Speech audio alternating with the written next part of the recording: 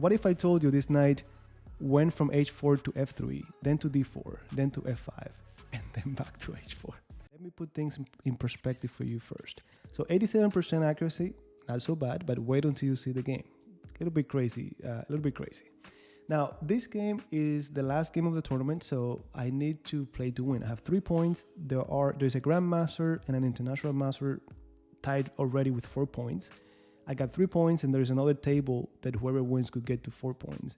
So I needed to go in and win. I'm playing as black, and my opponent is a young player. I think he's from India. He's very active.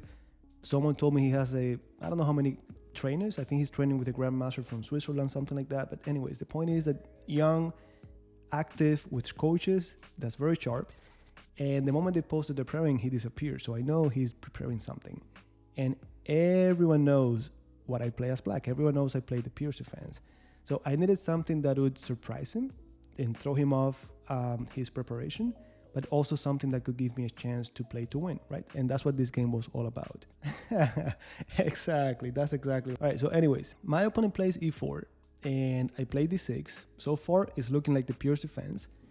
Then all of a sudden, it's looking like the modern defense because we don't have the knight on f6.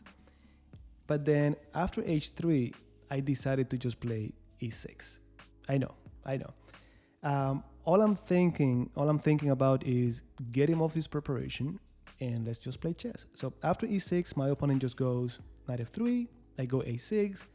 He doesn't like my ideas of playing b5, so he goes a4, b6, and long story short, you're right about that. I'm just going for a hippo formation here. h6, knight d7. And guys, if you're familiar with the hippo, I've never played the hippo in my life. Like, this is the first time playing it. The first 10 moves are pretty straightforward. This is what you get. This is the setup that you have to know. Now, it is, yep.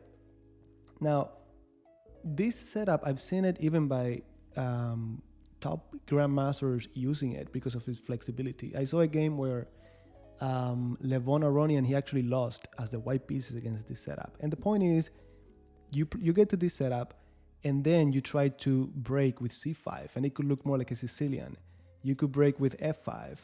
There are also ideas where they just play something like this, and you could close it, and then you get this pawn structure.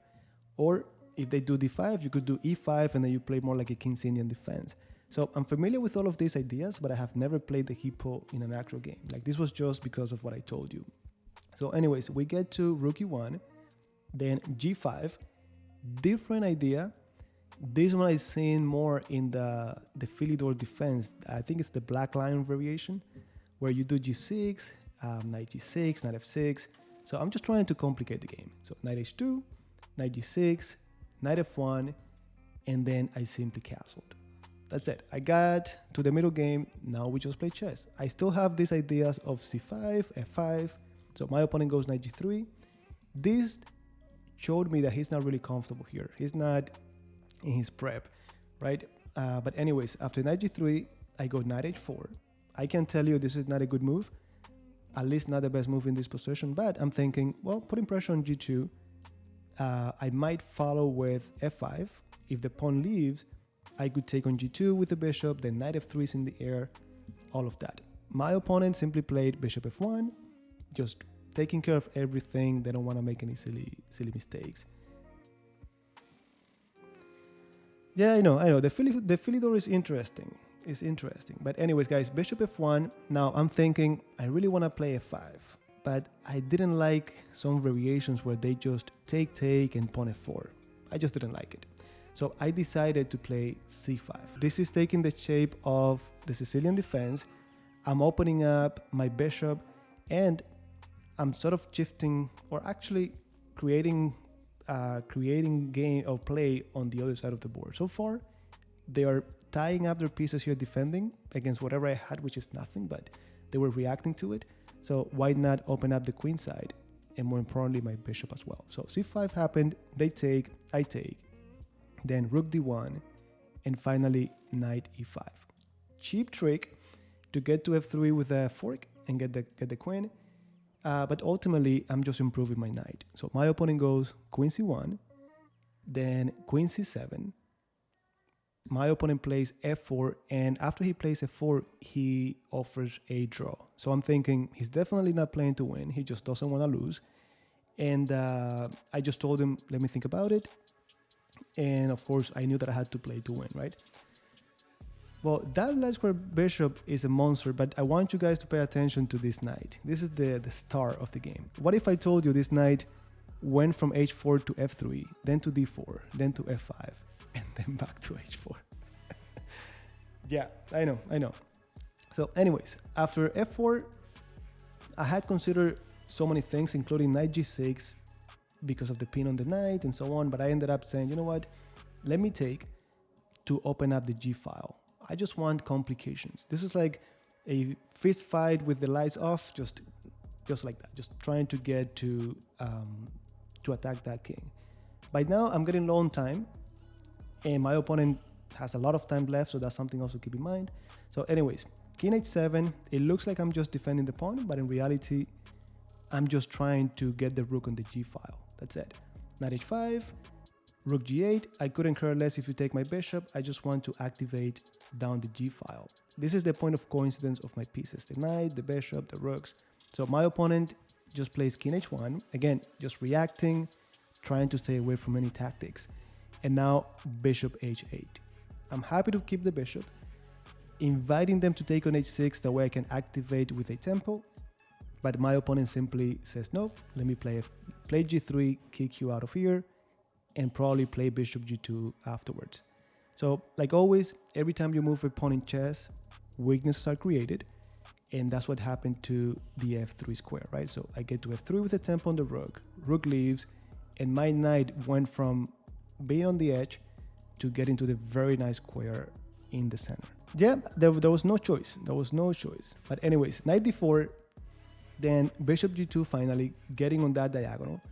And I took a moment, guys, to just play rook g6, trying to bring the other rook over. I just want to incorporate all of my pieces. This is the only piece doing nothing. Let's bring it over. So rook g6, knight e2. Again, he just wants to simplify the game and take a little bit of the heat down. Now, I don't even know, let me see. I don't even know if I'm better here, but I can tell that he was uncomfortable.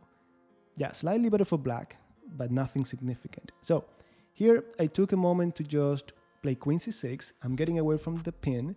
I'm putting pressure on this diagonal, and it comes with a tempo on the pawn, which I couldn't care less about that pawn, but my opponent trusted me and he played b3. And now we have the nice knight f5. They cannot take because of the checkmate. We're hitting the rook, so the rook leaves, and then knight h4. So this is when the knight went f3, d4, f5, h4. I don't know. Turns out the computer liked that plan, but it's very unusual. Now, my opponent again trusted me, so he just played knight d4. Interesting move, because I'm pinned. And you don't know how much. Like, I had probably like 7 minutes here, and I spent like 3 minutes trying to make this work. I really wanted that. Like, I wanted trouble, right? But, you know, of course, it just doesn't work. We don't have enough pieces to convert. So I just went queen e8. This knight is now available to be captured. There's no more pin. So they took, I took, and rook g3. So once again, my opponent is just trying to simplify, just trying to get away from this. And anyways, black to move, take a moment. How would you continue? I don't know. I don't even know what happened with that knight. I don't even want to know. Like, this game, I was afraid of reviewing it because I was expecting the engine to be like, you know, mistake, miss, up and down with the evaluation, but it wasn't like that. It was pretty steady. So anyways, here, if you took a moment, I hope that you considered moves like rook c8, queen c6, and of course, queen e7. So I just continued with queen e7. There's a weak pawn. I'm trying to incorporate the queen also to the king side. Not to the king side, because I'm there, but to attack the king, right? So queen e7, rook f1, pretty annoying move, because now if I take, they take on e5, followed by rook f7, the bishop is hanging. So I took a moment to incorporate this rook that is doing nothing. Finally, all of my pieces are participating. Now, the computer is saying best move was something like rook f8. I did consider it, but I just wanted all of my pieces active. I'm like, let me just go in and attack. but this is a very nice move to play. Just taking care of the threat, and then you renew the queen h4 move. So anyways, I doubled. My opponent goes queen d1, and now we go pawn to f5. At this point, I have like probably a minute left, so I didn't have a lot of time to calculate, but I'm thinking with all of my pieces active, tactics have to be in the air. So I knew that I had to finally open up. Now, the only thing I calculated was very simple. If they take, well, we're taking, the rooks are there to defend. So I knew they couldn't take, but I didn't have time to calculate every single detail, or at least as much as I had wanted. So after f5, my opponent makes a huge mistake. This is where the game was over. So he just takes on e5, chopping off pieces, rook g6, and then knight f4. Now, here again, I'm really low on time, but I know that even if I just bring the rook back, this is completely winning. I got the pair of bishops, both aiming at the king side. My queen is close by. This has to be really good for us. And actually, if I activate the engine, this is 2.63, 2.84 for the black pieces. So we're winning by 2 points. Rook g3, rook g8, any of these moves would keep the advantage. So anyways, after knight f4, I knew that I was winning, but then I calculated one variation that to me was the easiest way to continue. Rook g2 is good too. Yeah, that one works too, but I just decided to go with bishop f4, rook f4, and then pawn e5. To me, it was the simplest. Being low on time, I want simple, and that's it. Now, if they take, I just take on g2, like you said. Bishop e4, this is mine. And even if you go here, I'm happy to add more pressure. This is a very easy endgame to win. Now, my opponent did not go for it right away. Rook f2, so I took, rook f5, then rook g2, queen e4 this time because the queen is available, rook f3, and now final question for you guys. What would you play at this moment? Like, we're winning in 200 different ways, but what would you play? Okay, queen g6 check. Okay. Queen g6. All right, I see both of you thought of the same move. Well, here's the thing. Queen f4. Just playing around. Queen f4 because you cannot take me, you're pinned. Here's the thing, guys. I have been in that situation, and I've done moves like this in the past, only to get in trouble. Why? If I go queen g6, at some point I'm going to have to trade, they're going to take back, and the last thing I want is to leave my opponent with the queen. Even if I collect the pawn after, they have a queen. There are perpetual checks. There are so many things I cannot control, especially being low on time. So let me see. I think I got just taking the rook. I think taking the rook was good too, but I didn't like the king being so close to my pawn. So instead, I know automatically when I'm in this situation, there's a pin, I have an extra tempo. This king is still here pinned, right? So I just played king g6. That's it. Get the king closer for that endgame. And then he plays c4, but anything he does to get off the hook, now I trade. And basically, I just got my king one step closer, and they cannot get to e4. That's it.